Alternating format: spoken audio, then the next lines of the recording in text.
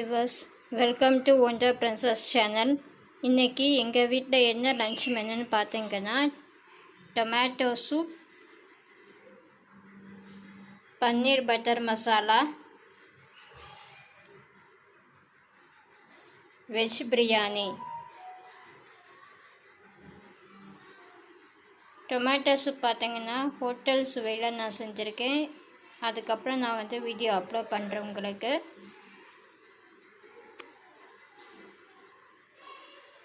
இது வரைக்கும் என்னோட சேனலை சப்ஸ்கிரைப் பண்ணலைன்னா மறக்காமல் சப்ஸ்கிரைப் பண்ணிக்கோங்க. பக்கத்தில் இருக்கிற பெல் ஐக்கானையும் கிளிக் பண்ணிக்கோங்க.